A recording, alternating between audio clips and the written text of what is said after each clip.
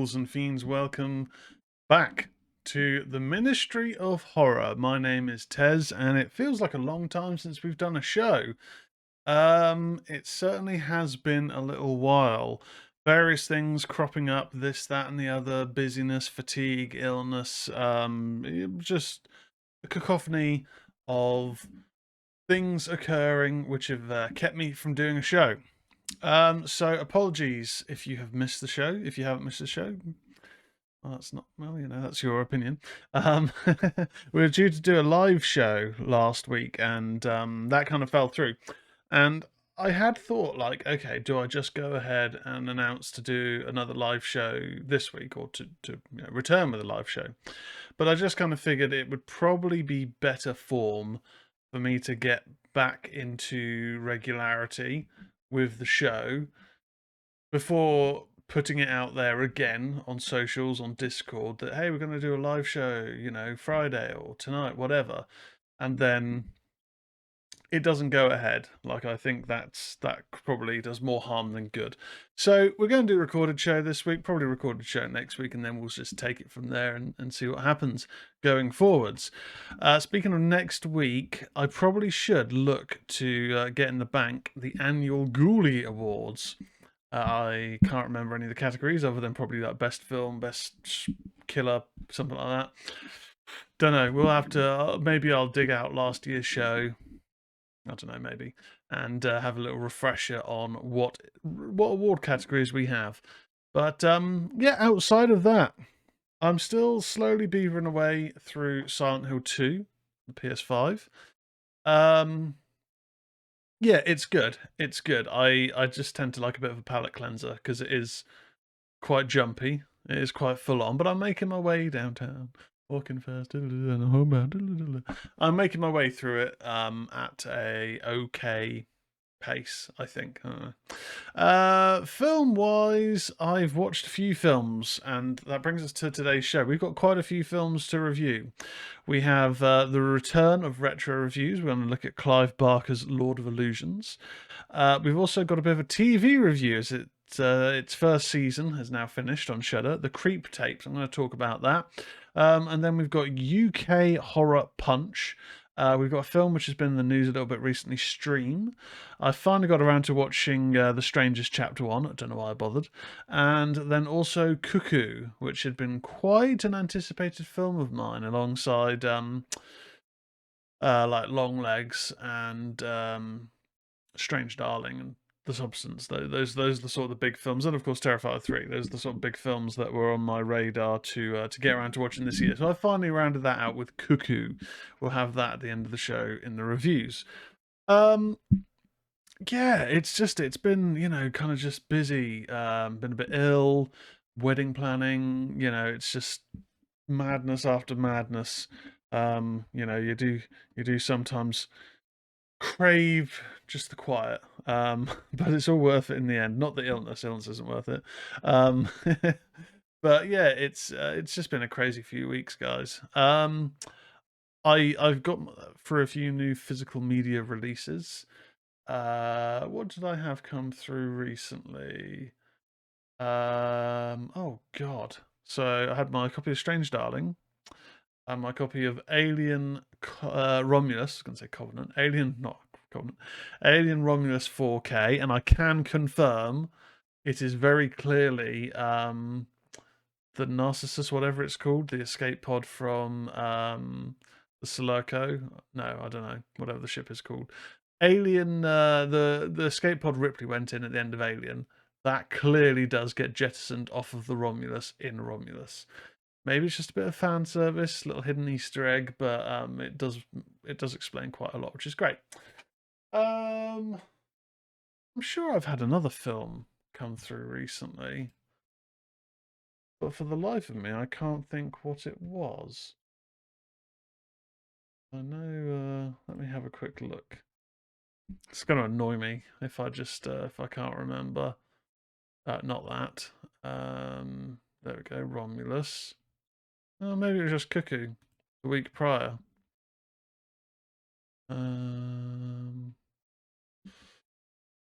Yeah, it was probably just Cuckoo. Well, we'll leave that then. Um, yeah, it's just been, continuing the physical media collection. I got a lovely copy of Blair Witch Project, which we talked a little while ago about. I think that arrived at the same time as Late Night of the Devil. I'm very keen to watch the festival cut of the Blair Witch Project. But I'm waiting because I know my fiance has never seen it before and wants to watch it. So I'm going to hold off. I've said I'm going to hold off and wait. Doesn't help that she's incredibly busy at them recently. So who knows when we'll watch it? Maybe over Christmas. Who knows? But yeah, support physical media, guys, ghouls and fiends. Because streaming services, yeah, it's great and convenient, but things don't stay on there, and sometimes you find yourself going, "Oh, I fancy watching this." Oh, and it cost me £6. Well, you could just spend that and own it, and then watch it whenever you want. Just saying. Just saying. But it's not always that easy. Things are expensive these days. It just is. It's understandable. On my kind of to play list, I do want to get around to playing the Thing remake. Remaster, I should say. I think the graphics don't look, it does look like basically a HD skin on the original game. Like, it doesn't look like it's been revamped at all. So I do anticipate the controls are probably tank controls. I mean, the Silent Hill HD remasters. I've only jumped in Silent Hill 3, and that does look like an old game. Not really HD at all, I would say. So it's £25 new, which is very good for a new release. I mean, it's Christmas time, things are very expensive. And I've been playing, well, I haven't really played much of it, but I picked up Dino Crisis, actually. That's now on the PlayStation Store. And Dino Crisis is a series that I just never played back in the day. Don't know why I never got around to it, but I just never did. So I've now got Dino Crisis on PS5. I've got a PS1 game on the PS5, and it does look like a PS1 game, of course. But hey, maybe I'll do a little evaluation of it over Christmas. I mean, we talked ages ago now about doing a retro series. I think what I need to do, I've been looking into adapters, like proper adapters to play my retro consoles on TVs, because I haven't got around to setting them all up. There's not really a place for them to go, so they're currently all just like hidden away. My N64, Wii, PS2, Xbox Original, they're kind of just where space is available for them, packaged away. And I'd like to at least have the N64 and PS2 out, so they're available to play. But I mean, space is kind of limited, so I may have to have a little look around my setup and what I can move around.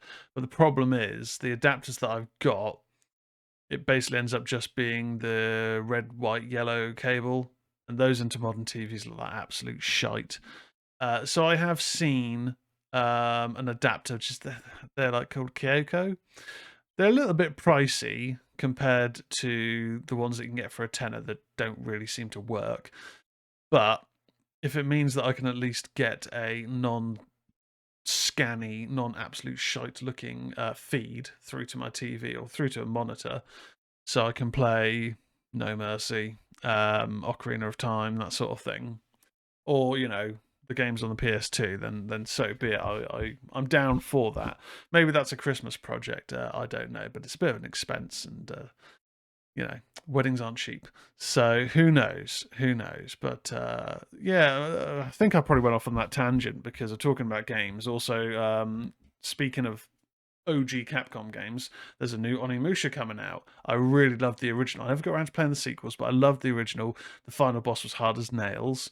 There's also a new Turok game, and Turok is a game series that I've played a few of back in the day. My fiance used to play one back in the day. So it's exciting retro game series returning. It's always exciting stuff. Anyway, without further ado, because we've got a lot of films to review and a bit of news to go through, it's time for the horror news.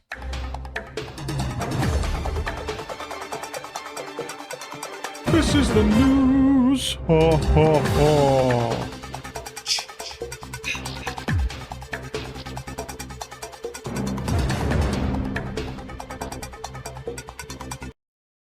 Bosh. Bosh. All the horror news comes from bloodydisgusting.com as per usual. Great site. Get all your stuff there. Check them out. Anyway, these are the 5 new horror movies released this week at home. Comes from John Squires. So, first up, fresh off a Golden Globes nomination for Hugh Grant, A24's new horror movie Heretic from directors Scott Beck and Brian Woods has made its debut on at-home digital today. You can rent the film for $19.99 or purchase it for $24.99. Hugh Grant, D&D Honor Among Thieves, Chloe East, and Sophie Thatcher lead the cast of the upcoming horror movie. In the film, 2 missionaries are forced to prove their faith when they knock on the wrong door and are greeted by a diabolical Mr. Reed, becoming ensnared in his deadly game of cat and mouse. I didn't like this one. I thought it was a little bit pretentious. I thought the performances in it were good, but getting into like the final act of the film, I did find myself losing interest. I was initially quite gripped. The initial discussions and whatnot did have me intrigued, but then it just became basically one monologue after another. And by the finale, which is a bit ambiguous, it has some question marks, you can have some interpretations, I just found I didn't really care anymore. But a lot of people do love it, so don't take my opinion too much to heart. Don't let that put you off watching it. If you're intrigued about watching it, you may well enjoy it. A lot of people have done. Next up, the latest Screenbox exclusive is the Argentinian exorcism horror movie Dios Irae, and it's now streaming only on Screenbox as well as available for rental on major VOD outlets.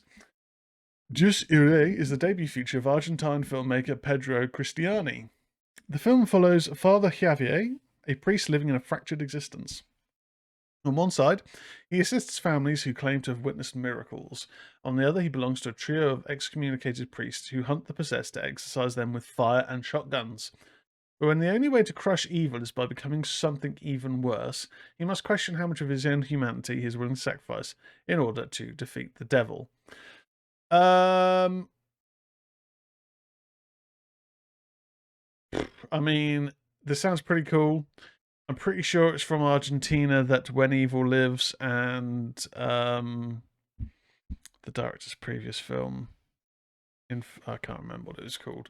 Pretty sure both of them were. I'm pretty sure the director of those films comes from Argentina, and they are full on. They are pretty scary films. Now, this is a debut feature. I haven't watched the trailer for this, but I mean, I'm kind of intrigued to see a bit more Argentinian horror. If it's, I mean, the artwork itself looks creepy as hell. If it's going to potentially follow that template or that style of nastiness, then I'm for it. To be fair, French filmmakers Julien Maury and Alexandre Bustillo, who did Inside, not seen it, Leatherface, shite, and The Deep House. Not seen that one. Are back with The Soul Eater, and it's available on VOD from Dark Sky Films today. The new horror movie is an adaptation of the novel by Alexis Leipzig.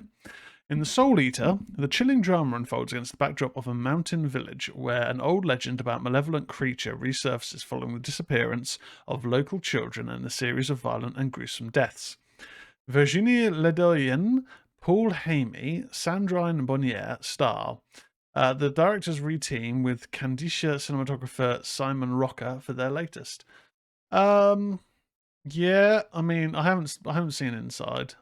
I think it's one of those films where I've heard what happens in it. I'm like, oh, I don't want to watch that. Really, that just seems a bit too full on for my sensibilities. Leatherface was shite. Leatherface is the one I'm thinking of. The sort of the origin story that was absolute wank. And The Deep House I've not seen. Yeah, so based on past work, not hugely interested, going to be honest. Next up, fans of Lovecraftian horror may want to check out Mark Andrew Hamer's Replicator, a practical effects heavy homage to Stuart Gordon's classics that's now available on VOD. Replicator won 2 Nightmare Awards at the Nightmares Film Festival, including Best Supporting Performance for Brian Spangler and the Gag Reel FX Festival Award for David Henson Greathouse for his practical special effects makeup and creature design work. In the film, scarred by a troubled past, small-town public defender Darby Vincent is in constant pursuit of justice in a town littered with morally and ethically challenged individuals. When the town's most nefarious citizens begin one by one to make 180-degree turns to righteousness, seemingly overnight, Darby embarks on a journey that reveals violent otherworldly forces may be responsible, and the way to virtue is a bloody and terrifying road. Yeah, I mean, H.P. Lovecraft influenced does intrigue me. I feel I am probably over the element of fatigue that I'd had when there was a period last year, maybe potentially the year prior, where everything was a bit Lovecraftian, everything was a bit influenced. Like we'd had the color and the shape, not the color and the shape, the color of I can't remember what it was, the color out of space. That was it, and other films of that ilk that all had that kind of neon purpley pink glow hue to resemble something otherworldly. There was that one with J.K. Simmons voice this Lovecraftian god. Yeah, they're all decent enough, but there just seemed to be a bit of a rinse and repeat template for, well, this is what Lovecraftian is: pinky purple neon. No, not necessarily. Really, there's a bit more to it than that. So I feel there's been enough of a break of that sort of film being churned out, so I'm interested, definitely interested. And then finally, I don't know if this is really horror, Tom Hardy is back as Venom in Sony's third franchise installment, Venom: The Last Dance, released at home today. You can rent the film for $19.99 or purchase it for $24.99. In Venom: The Last Dance, Tom Hardy returns as Venom, one of Marvel's greatest and most complex characters, for the final film in the trilogy. That's the plan for now, at least. Eddie and Venom are on the run. Hunted by both of their worlds, the duo are forced into a devastating decision that will bring the curtains down on their last dance. Chiwetel Ejiofor, Juno Temple, Rhys Ifans, Peggy Liu, Alana Ubach, and Stephen Graham also star. The film is directed by Kelly Marcel from a screenplay she wrote. Based on a story by Tom Hardy and Kelly Marcel, the upcoming third Venom film is produced by Avi Arad, Matt Tolmach, Amy Pascal, Kelly Marcel, Tom Hardy, and Hutch Parker. I mean, the trailers for it look kind of interesting. I've seen these clips of these monster things just eating people, which does look kind of gnarly. I did enjoy, for what it was, the original, the first Venom film. I remember again, it's one of those cases that the film got slandered in the reviews, so I went in there with no expectations and ended up, I kind of enjoyed it. I thought it was quite fun. That being said, Let There Be Carnage, the second film, was pretty it was just crap. I was quite excited for it. Woody Harrelson's a great actor. The character of Cassidy, whatever his name is, the guy that plays the person that becomes Carnage. I'm sure it's Cassidy. I can't remember if that's a first name or a surname. Yeah, that's a great character. Just really, really, really creepy. Always creeped me out in the comics and the animated series. But the film was, it was just kind of all kinds of wank from memory.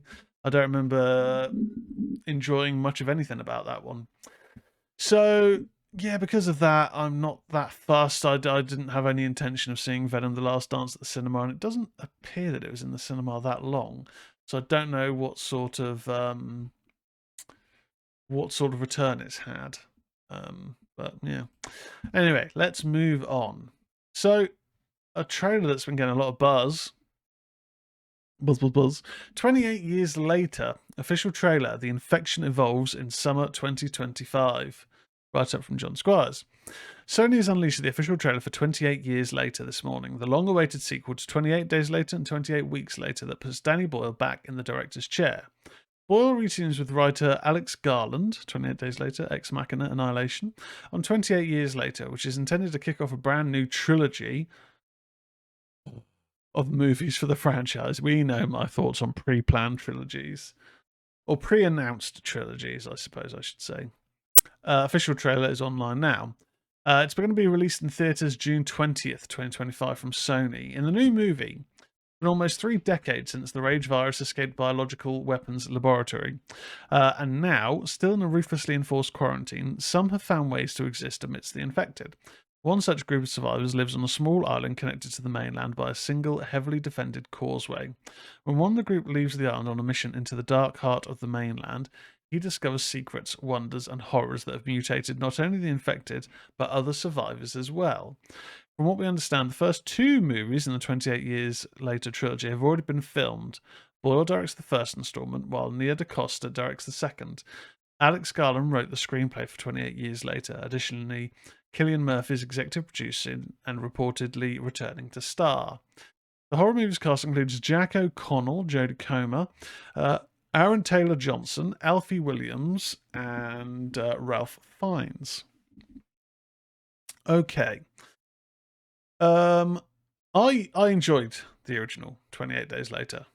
I did. It's a standout in British horror. It's iconic. There's a theme motif in it, which we ended up using in the first film I ever really kind of made. It was me and Jamie Downing, guest of the show, co-host, actually, I should say, of Ministry of Dragons. We wrote and directed together a little horror, which is somewhere probably on YouTube. It's not worth hunting down, but we used the 28 Days Later music. It was a school project at the end. They haven't released it commercially. 28 Days Later music in that. And 28 weeks later, I do remember enjoying, but I couldn't help at the time feeling it just felt a little bit more Hollywood than 28 Days Later did. The 28 Days Later just had this kind of rawness to it. 28 years later, 28 months later, fucking hell, 28 weeks later, good lord, the sequel, 28 weeks later, I just kind of found that there was this the whole plot line with Robert Carlyle's character where he's seemingly once turned, he's seemingly hunting the main characters. And I guess you could say, well, who's to say that they wouldn't evolve to have memory? Because the appearance is that once you're infected, it's just rage. You just want to kill and destroy anything, that's human or whatever in your path. But he seems to keep appearing, and I remember just thinking, God, that's convenient. I mean, I guess I probably should have looked. It's probably a similar feeling to when the first time I watched Day of the Dead, where I hated the bub zombie. I hated it. The rest of the film I thought, was pretty good. It's very nihilistic. The gore was top notch in comparison to the prior 2 films. But I remember the whole bub thing being like, oh god, an eye roll. Subsequently, whenever I've rewatched it, I actually don't mind that storyline. So maybe it's the same sort of thinking that I had for 28 weeks later, that I didn't really appreciate that storyline. So I do need to dig it out at some point. I don't know if it's streaming anywhere. I know in America the original film isn't available anywhere, which is proving quite controversial. So yeah, this sequel trailer does look very good. Now, he's reported to star Cillian Murphy, but his name isn't at the top of the posters. And there has been a little buzz that there's a emaciated zombie in the trailer that people have gone, well, that's Cillian Murphy's character. It's been confirmed it isn't.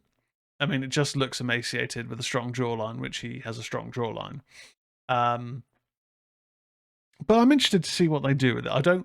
It's one of those films where I think, don't show me too much. Don't give me too much in the trailers. I don't want to know too much about the film. But the trailers do make it look very action-packed, very exciting. So we're going to keep an eye out for that one. Next up, Jennifer Love Hewitt is officially joining the cast of I Know What We Did Last Summer's sequel. John Squire's write-up. With production already underway on Sony's I Know What We Did Last Summer sequel, the one question that's still been hanging in the air is whether or not Jennifer Love Hewitt will be returning to the franchise. Freddie Prinze Jr. has already been confirmed to reprise his role from the original movies, but Love Hewitt's role in the movie has been uncertain. This morning, however, Jennifer Love Hewitt officially confirmed her involvement in a post to Instagram. She writes, "It's never too late to go back. Julie James is returning." The actress adds, "I know what you'll be doing next summer." The 90s slasher franchise will return to theatres on July 18th, 2025. Plot details haven't been revealed as of yet, but the original film follows 4 young friends who are separated by a tragic accident but reunited when they find themselves being stalked by a hook-wielding maniac in their small seaside town. Stay tuned for more on the sequel. Billy Campbell, Chase U Wonders, Madeline Klein, Sarah Pidgeon, Tariq Withers, Jonah Hua King, Lola Tung, Nicholas Alexander Chavez, Austin Nichols, and Gabriette will be among the fresh faces joining the franchise's legacy cast members. Yeah, I'm pretty interested in this. I remember being a big fan of I Know What You Did Last Summer back in the day. I think it was one of the early slashers that I saw was I Know What You Did Last Summer and Scream 2. I saw Scream 2 way before I saw Scream 1.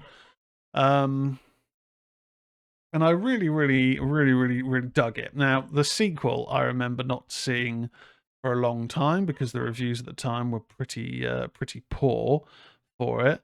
But in actuality, I think the sequel's okay. It's a bit, you know, it's a bit silly in places, but it has its moments for sure. And I haven't watched the third film. I've heard nothing but bad things about the third film, but I do own the trilogy box set. I got it for £10, £12 on Blu-ray. It's definitely one worth a watch. So yeah, I'm pretty interested. I haven't seen the TV series.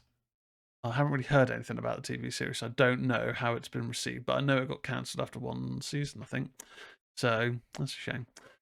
And then finally in the news, Return of the Living Dead. Tarman returns and teaser trailer for Christmas horror sequel. After 5 films and a 20-year break, the Return of the Living Dead franchise returns next Christmas with a brand new sequel to the original classic. And we've got the teaser trailer. From Living Dead Media and director Steve Walsh, the Christmas-themed sequel Return of the Living Dead will be shambling our way Christmas 2025. The footage shows the iconic Return of the Living Dead zombie known as Tarman dragging a Christmas tree through a cemetery as a blizzard rages around him. The story takes place in a small Pennsylvania town over Christmas, and it's set in 1985, 18 months after the events of the original film. Fans of the film will know not to expect to see any returning characters, given their terrible fates in the original. According to Walsh, this is not a reboot or a remake, but a brand new adventure, and it won't in any way trample on the original film's legacy. Audiences can expect to be welcomed back to dark, humid, sexy, edgy, trioxin-fueled world horror fans first encountered in 1985. I've seen the teaser. I couldn't really tell that it's Tarman, to be honest, and it doesn't really give you much to go on. But the Return of the Living Dead trilogy, I can't remember much of the second one, but the first 3 are pretty fun. I know there's been 2 other sequels that were shot back to back in like Romania. I've never seen them. But if this can be a return to that greatness, then so be it. Anyway, I've got a dog shouting downstairs non-stop, so I will be back in a moment. But that's the end of the horror news.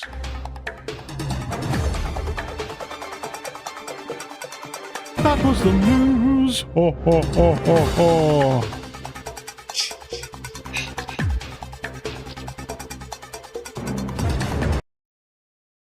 And now it's time for the reviews.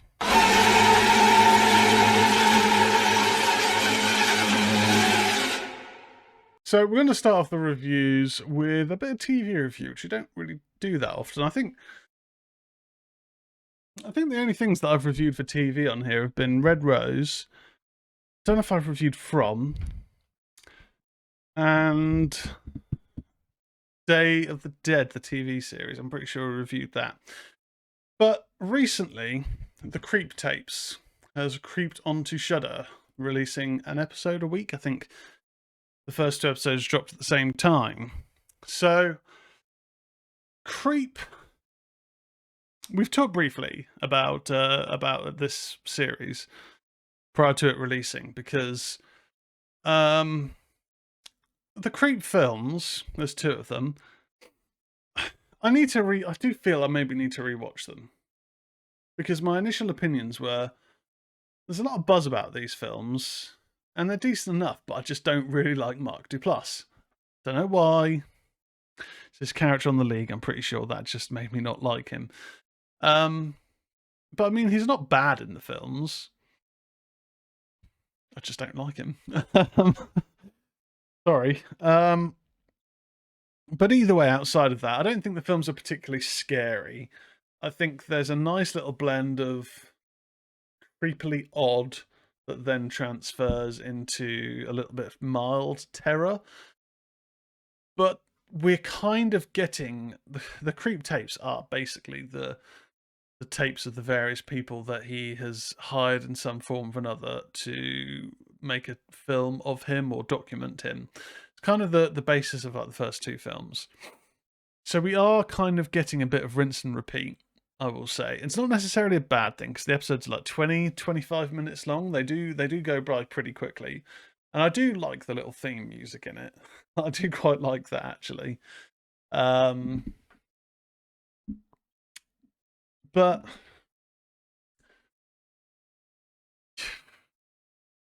it's difficult because it really is a mixed bag. There's nothing bad in this series. There wasn't any particular episode that I was like, that was very good.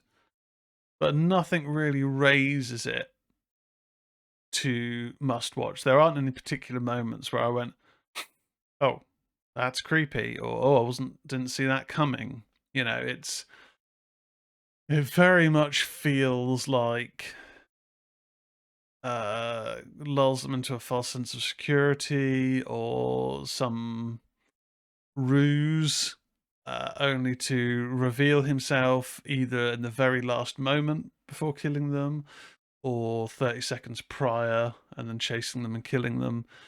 I mean, there's some good like moments, but there isn't really anything that just kind of stuck out. I mean, there's little pepperings of backstory in terms of we do get a little bit more backstory in the final episode, which was okay, and also a bit more into his psyche in the fifth episode. But outside of that, I mean, I thought Josh Rubin in episode 4 was Brad. He's pretty good, but I like Josh Rubin from what's now called Dropout, but was College Humor, and he also did Scare Me. Like it's called Scare Me, and Werewolves Within. But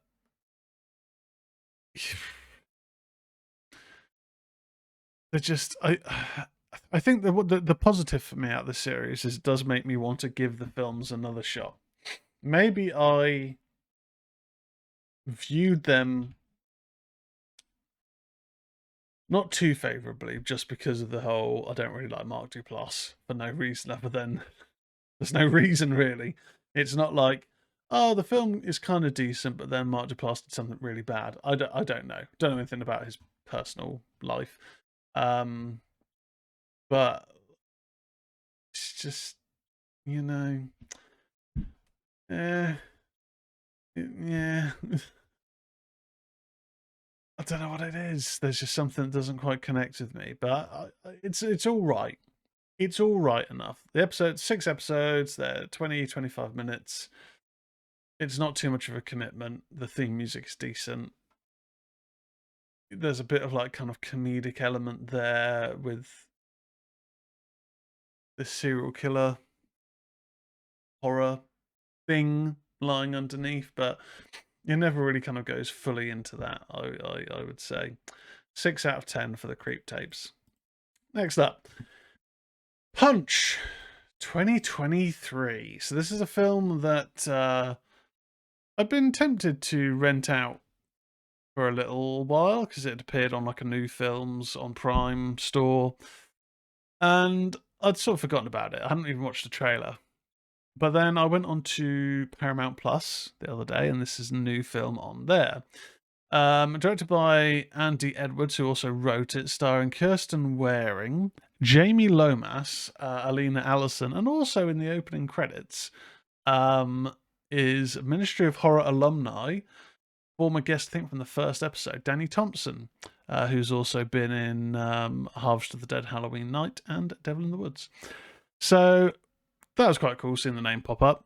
And I would say that's going to give the film a bit of a bias 0.5% addition on the score because there is an MoH alumni in here that I wasn't expecting. And MoH, I hope I said not MOS. I get my words mixed up. So, a young girl celebrating her last night out in her hometown is stalked by a mysterious killer in a Mr. Punch mask. So, if you're watching this on the show on YouTube, the artwork for the film has this kind of creepy, plasticky mask in the style of Mr. Punch. If you don't know Mr. Punch, because I guess it's quite a UK specific thing, there's this seaside puppet show, which is as old as God knows how old, of Punch and Judy. These two puppets that I guess there's domestic abuse there when you actually think about it.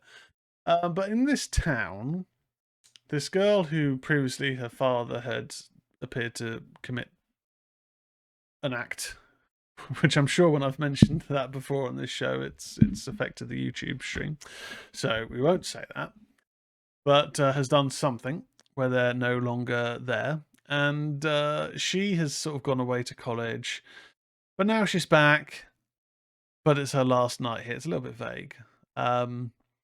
She's got a weird relationship with her mum. Her mum's a bit, I don't know if she's like an alcoholic or whatnot, but her mum's like, yeah, you know, I'm all right. I've got my new boyfriend. We're always banging. Just very open about that and chatting to lads. Like, okay, thanks for that. And she's got her mate who is like, yeah, let's just party. Let's just get some tinnies and just drink, you know, on the beach, or let's go to a party. So they're basically going around to various events like pubs and whatnot and going to this party. And at the same time, someone in a Mr. Punch mask is brutally killing people with a baseball bat. And they've got like some sort of voice modulator like scream, but this one's making the voice all Mr. Punch says this. It's doing this weird sort of animated style to the voice.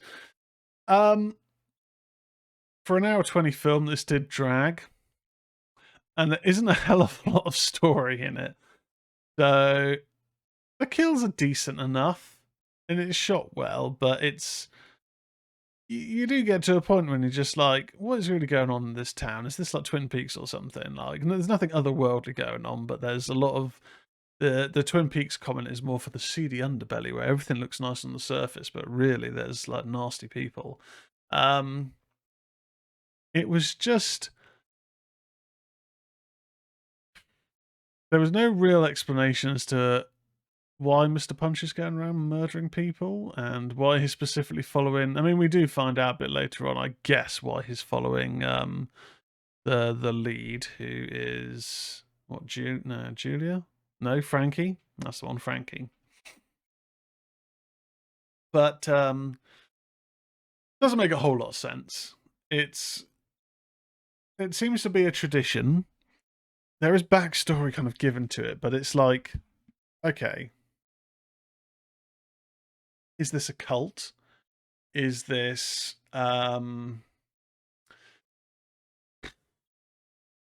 not a coven, but like what is going on here? What is the basis for this? Why?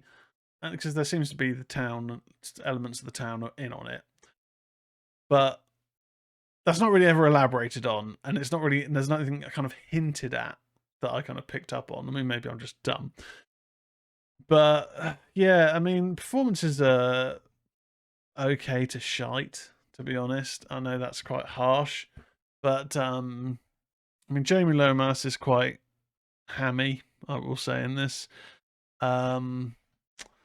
Frankie, played by Alina Allison, is pretty good in some moments, but then other moments, not that great, really. Obviously mentioned Danny Thompson. It is a small role. Her name's in the opening credits, but it is a small role at a bar. You don't see her again in the film. Yeah, I mean, the MoH alumni gives it a 0.5 edition, but that does only bring the score up to 4 out of 10. It's a 1 hour 20-minute film that feels about 20 minutes too long. I mean, the Punch character could have been something. You know, it's synonymous with British seaside towns.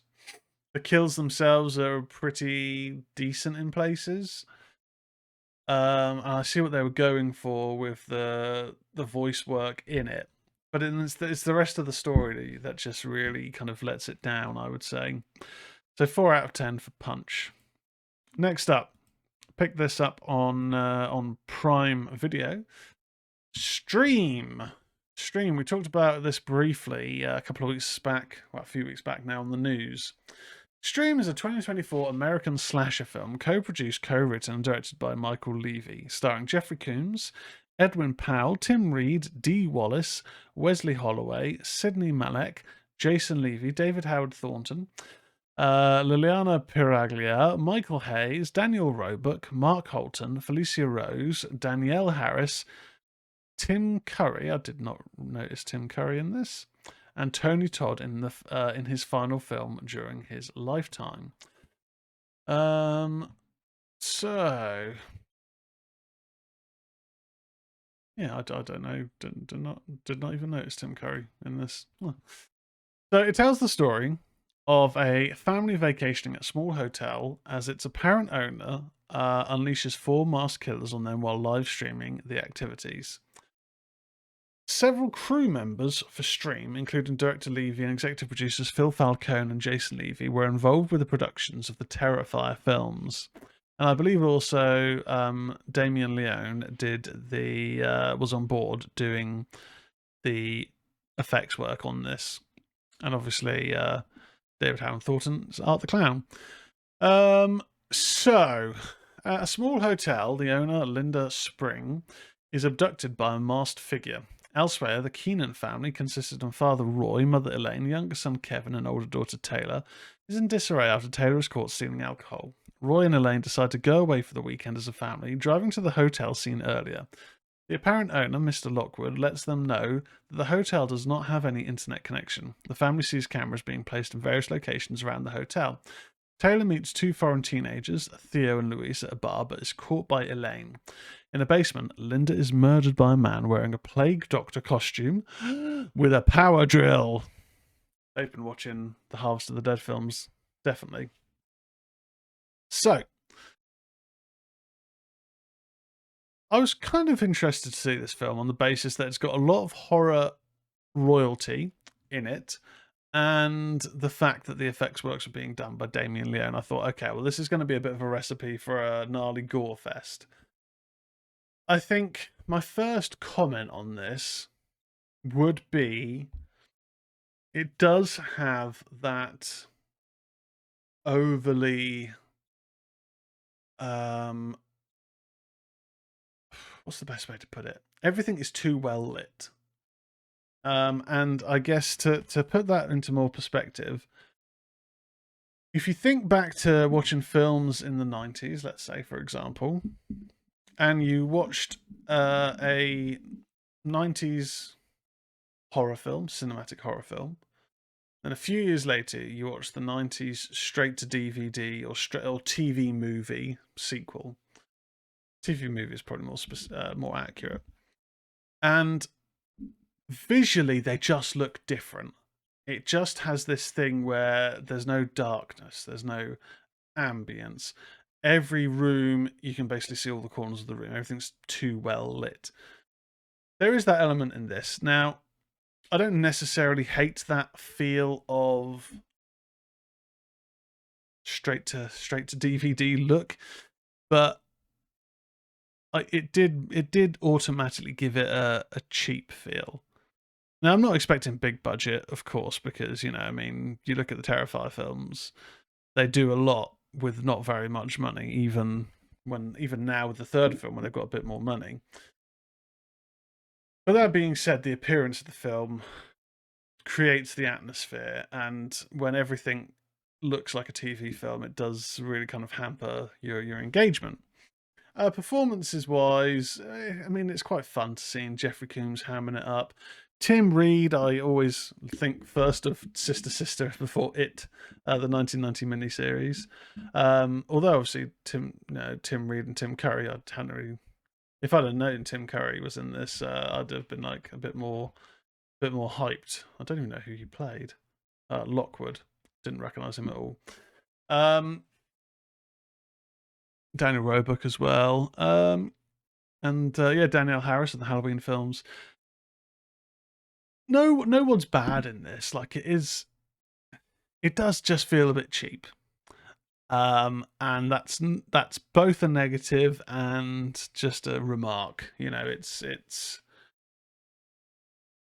does just feel a little bit like you're watching a made-for-TV film. That being said, initially when the kills started happening, I did find myself thinking, are we sure Damien Leone's doing the effects work in this? Because there's not really that much happening with the kills to begin with. It's just kind of like, oh, it's a bit of blood splatter. Like, a little bit disappointed.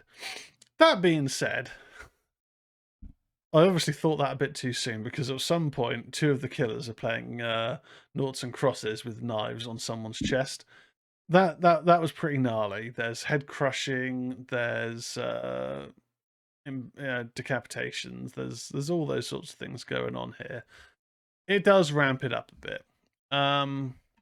It's a bit long at 2 hours. It does drag a bit, but that dragging is more in the first half. The story does meander quite a bit, I would say, and it could have been streamlined down to really 90 minutes, if not 80 minutes. I think just to kind of give it a little bit more pace. And this is the sort of film where I think you probably do need a bit of pace. You know, it's just an out-and-out slasher gore fest. You don't need, you know, you're not looking to build this massive story, especially when it's a family who are having difficulties with their daughter decide to go to what basically looks like a Holiday Inn. I mean, I get it's an impromptu holiday, and apparently they went there many years prior, but it's a bit of a cheap way to get them to go there. You could have maybe had them already being on a road trip, difficulty with the car, needing to pull over, needing to get a late booking, but I guess they were already booked in there before the killings. Anyway, I'm looking too much into it. I liked Tony Todd's little kind of cameo near the end. I liked what they were doing there with that little storyline. I mean, there are positives in here. Like I say, no one's bad, and it is nice seeing all of these kind of greats together. But it is a little bit long, and I just don't like how everything is too overly bright. You know, you could have created a little bit of ambience there. And also some of the kills, not the kills, but the killers are just a bit, you know, typical. Just doing the whole like, oh, I'm kind of creepy and I'm doing the head tilt. Like I'm getting quite sick of the head tilt. You know, Michael Myers did it. Find something different. It doesn't need to keep being the little kind of creepy head tilt to the side. It's a bit done. 6 out of 10 for stream. It's fun. I'd probably wait to see if it comes onto Prime proper, or if it comes onto like a discount, like £2-3 rental. Give it a go. Don't buy it for like £9. I don't think anyway. But it does get better. It does get better, I would say. Next up, speaking of films that get better, this doesn't. The Strangers, Chapter 1. Yeah, this is a film. So this is Strangers Chapter 1 is a 2024 American horror film that's the third film in the Strangers film series and the first installment of an intended relaunch in the form of a standalone trilogy.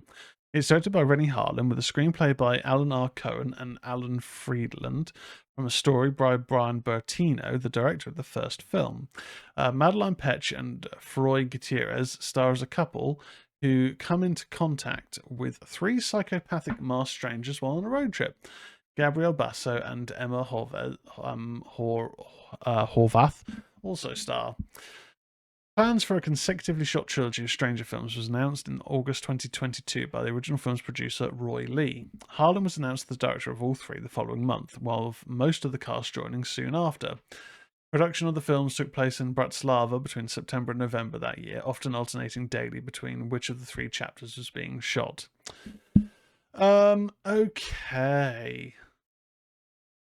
So let's jump into it. In 2017, in the small town of Venus, Oregon, a man named Jeff Morrell is ambushed in the woods by 3 masked assailants: Scarecrow, Dollface, and Pinup Girl. Scarecrow ultimately kills Jeff with an axe.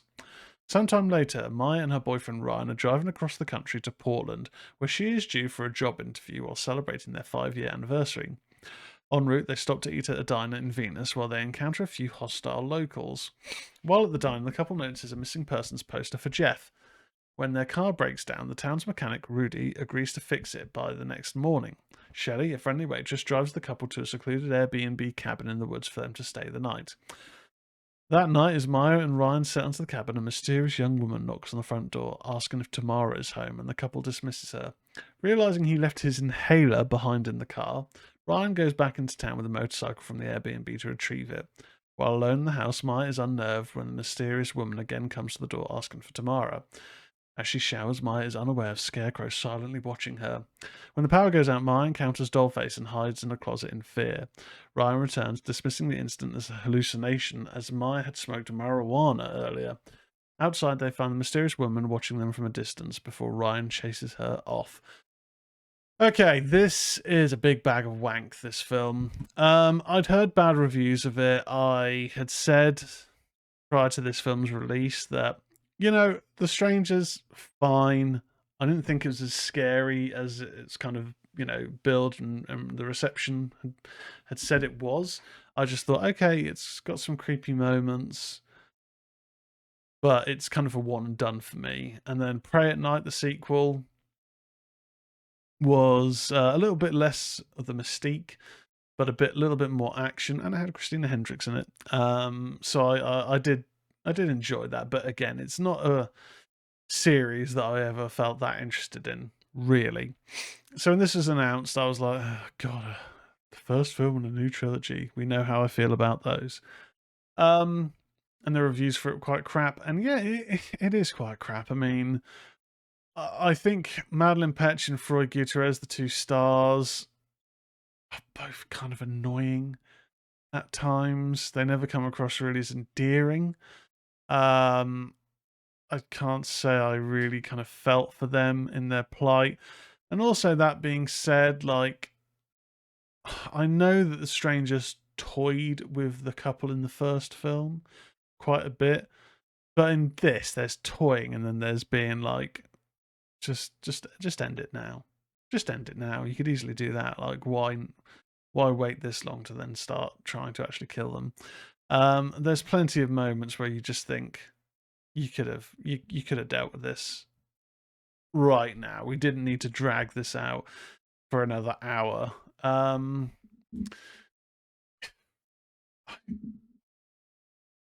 It ends in a way that does set up for the next film in the series, but I have to say that when we'd gotten to the end of the film, I was just like, yeah, I'm fine. I'm fine with not seeing anything else in this series. I don't need to see what happens next. I don't need to see who goes after who. I don't care about the town where it's like, well, is the town in on this? No, I don't give a shit. I don't care, but it's very hackneyed. Yeah, and even the line at the end that's kind of a straight lift, basically, of the first film, like, why are you doing this? That was kind of creepy the first time around, the very first film, and this, it's just like, oh, God, fuck off. Sorry for the coarse language, but this was bad. 3 out of 10 for The Strangers Chapter 1. I thought this is a big bag of wank. Let's move on swiftly to our retro review, not Strangers Chapter 1, The Lord of Illusions. Lord of Illusions is a 1995 American neo-noir supernatural horror film written and directed by Clive Barker, based on his own short story The Last Illusion, published in 1985 in the anthology Books of Blood, Volume 6. The same story introduced Barker's occult detective Harry D'Amour, who later appeared in several prose stories and comic books. Lord of Illusions is D'Amour's first on-screen appearance, with the character portrayed by actor Scott Bakula. Other actors appearing in the film include Kevin J. O'Connor, Famke Janssen, and Daniel von Bargen.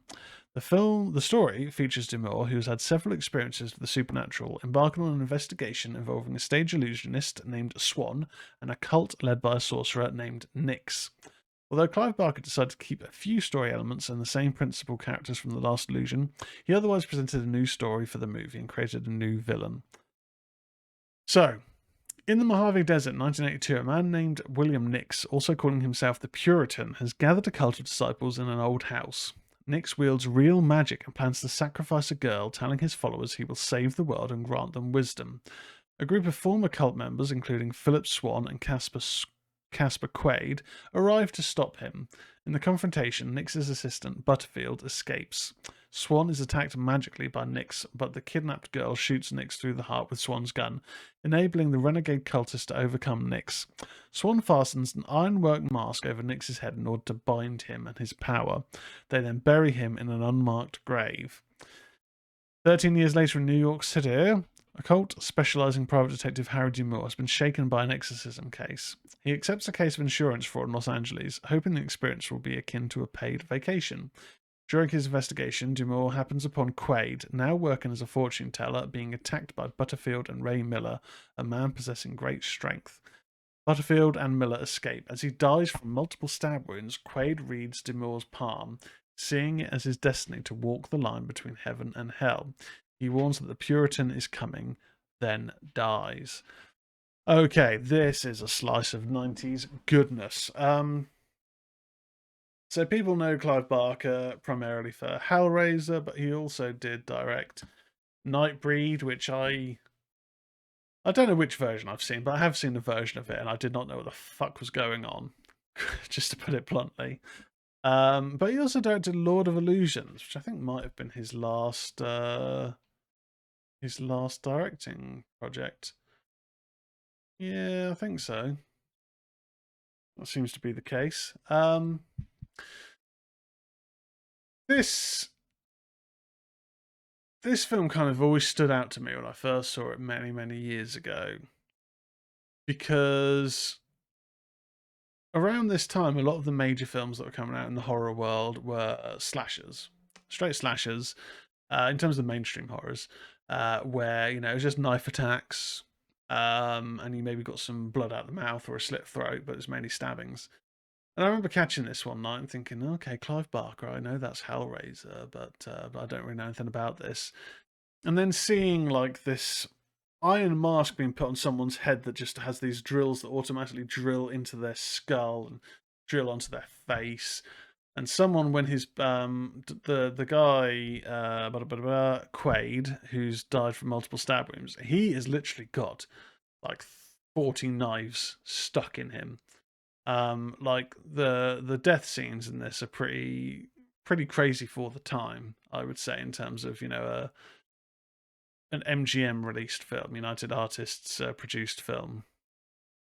Scott Bakula is fine as Harry Demure. I mean, I'm not that tied to the character. The only work that I've actually read with Harry in was the Scarlet Gospels. It's fine. But in terms of like his performance, I think he does a decent job. I think Famke Janssen's very good in this, and Kevin J. O'Connor just looks a bit creepy. He always has done, bless him. But his role in this is quite good as Swan. It does have some pretty creepy moments in this. I think one of the things that I always found when I was younger with Clive Barker films was there's always moments that are quite uncomfortable, whether that's things being a bit in your face, you'll know the scene if you've seen the film, or in terms of some of the violence, like just being kind of pretty out there in comparison to what other slashers films of the time were doing. You do get that in this, and I think probably mainly in the finale, the action in the finale, and also some of the things that Butterfield does as the kind of assistant. Like, he is a nasty piece of work, and there's a lot of torture in this, a lot of mutilation, and that's probably the key thing in this film is a lot of mutilation kind of goes on. And one of the moments that always stood out to me is near the finale. Nix has turned on his followers, basically sacrificing them by creating rain in a room, which in turn then makes the ground almost into quicksand. that drags these people essentially into hell. It's almost like they're sacrifices, and that always looked quite creepy because it's just like, oh shit, he actually does not care about any of these people. It was pretty crazy. Um, yeah, I mean the finale with essentially a route into hell does is it's crazy. I mean, there's some CGI in this film which does not look good, and I don't think it would have looked good at the time because early 90s, well, 90s in general and 2000 CGI, if it wasn't Lord of the Rings or Terminator 2, chances are the CGI looked like dog shit. Um, it does look like dog shit in this, but there's only a couple of moments of CGI with there's this weird sort of guardian type thing that has fire shooting out of it. I don't really know what that was, but that was some sort of magic. Those moments don't look great. They just don't. I have to be honest there. But on the whole, this is a fun film. It's on Prime currently. It is a bit wacky, but if you like Clive Barker and you haven't seen this, give it a go because it does have some cool little gore moments in it. And the story itself, I think, is pretty good actually, involving turning against a cult leader, but it's a cult of magic, and it's like horror magic. It's kind of more like a magic version of Charles Manson, but someone turning against him, and then it all kind of going tits up from there. I'm going to give Lord of Illusions 7.5 out of 10. Then finally, from this mammoth reviewathon, Cuckoo. Cuckoo is a 2024 horror film written and directed by Tillman Singer, starring Hunter Schafer, Jan Bluthard, Martin Kosaks, Jessica Henwick, and Dan Stevens. Co-production between Germany and the United States, the film follows a teenager who moves to the German Alps to live with her father, but becomes disturbed by strange occurrences at her father's bosses as her father's boss embroils her family in a sinister plot. Okay. After the death of her mother, grieving teenager Gretchen moves with her father Louis, stepmother Beth, and mute half-sister Alma to a resort town in the Bavarian Alps. The family is there to help build a new hotel, overseen by the enigmatic Herr Konig, who offers Gretchen a job at the front desk to help her adjust. Soon after their arrival, strange things begin to happen. While working at the reception desk, Gretchen encounters multiple female guests vomiting. Alma suffers seizures triggered by a mysterious reverberating shriek, and Gretchen has a terrifying encounter with a hooded woman while biking home one night, but the incident is dismissed by police as a prank. Gretchen meets a detective named Henry who's investigating a murder linked to the hooded woman. She has also become close to a guest named Ed, and the two plan to run away together. However, their escape attempt is thwarted when they hear the disorientating shriek, nearly run over the hooded woman, and crash their car, leaving Gretchen severely injured and confined to the resort as Ed recovers in the hospital. Henry explains to Gretchen that he believes the hooded woman is responsible for at least one murder, which ended in the female victim choking on her own vomit. They believe that one of the vomiting women who Gretchen saw earlier may be connected. She and Henry stake out a cottage where the hooded woman attacks Gretchen's co-worker Trixie in an attempt to implant her with a mysterious slime. Okay, so I was quite hyped up to watch this film based on the buzz kind of coming into it. And the trailer that was released of this being with red eyes pursuing the main character, Gretchen. I basically went into this film knowing really nothing about the plot. I kind of thought it's one of those things where there's the buzz about it, great, and then saw the trailer and thought, okay, I want to watch this. I don't want to know anything further. I'm intrigued. Let's check it out. Had a very brief UK cinema run, so I think when I'd seen that it was available in the UK cinema, it was on like one night at like 6:50, and I was out, so it wasn't going to happen. So once this was available to pick up on home media, I thought I'm going to go ahead and get this. I support physical media. I'm pretty interested to see what this is all about. So I have previously seen a film from Tillman Singer, Luz. I think we watched that on stream a little while ago. It was good, pretty weird, but it was good. This is pretty weird, not as good. I did find myself kind of going, oh, okay, I'm interested to what's going on here. And then as things are getting revealed as to what's going on, I kind of thought, okay, wait, what? What is going on? What is actually occurring?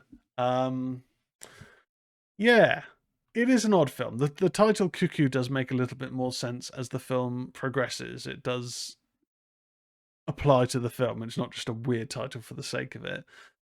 In terms of the way that it goes about explaining that, I did find myself thinking, I don't know if I'm enjoying this that much. It did feel in places kind of weird for the sake of weird, but there is this otherworldly etherealness to it that I did kind of dig. I didn't write the film off completely because I was kind of, I was watching it thinking, I'm kind of hyped for this. I hope I haven't overhyped it in my head, which is entirely possible. But it does get better. I think during like the first half of the film, I was just kind of like, I have no idea what's going on, and it not really in like a good way, not like in a David Lynch way where I'm just like, don't ask me to explain what's going on. I don't know, but I'm along for the ride. I mean, Dan Stevens is pretty good in this, doing what Dan Stevens does well, playing creepy, nefarious roles. Hunter Schafer's a name that I've heard thrown around a lot recently. This is the first thing I've actually seen them in. Yeah, they're pretty good. And Jessica Henwick is she's a good actress, but she doesn't actually have a lot to do in this, I will say. She does only appear in this quite briefly. And also, her character and the father of Gretchen both sort of disappear halfway through. I don't know if I've missed something there, but it does feel like they just kind of well, they're not there anymore. So I don't know if I just missed something. It does feel like that. Either way, it's an oddball film.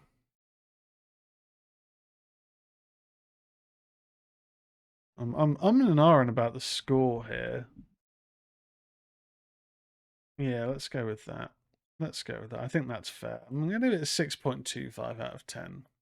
The music in this is pretty good. It does have quite a creepy setting. There is this otherworldly etherealness. The shootout moments in the finale are actually pretty good. The story itself, though, maybe I need to give it a rewatch. I did find myself kind of going, what? What's going on right now? But that could, it's entirely possible. If I had my phone in my hand at any point watching the film, then that's on me. I do find recently, I can't remember what film it was I watched, but I'd left my phone upstairs and watched a film downstairs with the dogs. Had a great time. And it's only because, only near the end of the film, I was like, oh, I've not been able to look at notifications, respond to messages, and then end up going off on a tangent on Instagram, whatever. So it's entirely possible that I had my phone with me and was getting distracted. But 6.25 out of 10 is a little bit disappointing. There is some decent stuff in there, but on the whole, the story itself, I wasn't that fussed with. Anyway, Ghouls and Fiends, thank you for watching, listening, Ministry of Horror. Check us out on YouTube, please. Head to YouTube, Ministry of Horror. Videos go up there, give them a like, follow, share them around. I don't know what has gone on with YouTube. It has been a little bit demotivating, I'll be honest, where the views have literally just tanked. Part of me thinks, do we just go audio only? Maybe we'll just go audio only. It will save a little bit of admin work. But I don't know. If you do like watching the YouTube videos, yeah, they're there. They are there. They go out on Spotify. The podcast goes out on Spotify and Apple Podcasts. Be sure to follow the show, like the show, share it around, all that stuff. X, Ministry_Horror. TikTok, Ministry of Horror. Check them out. Check out all the socials, all that good stuff. Thank you again. Sorry for the big delay. These things happen. Life happens sometimes, and we just have to roll with the punches. Anyway, Ghouls and Fiends, I'll catch you again next time. Goodbye.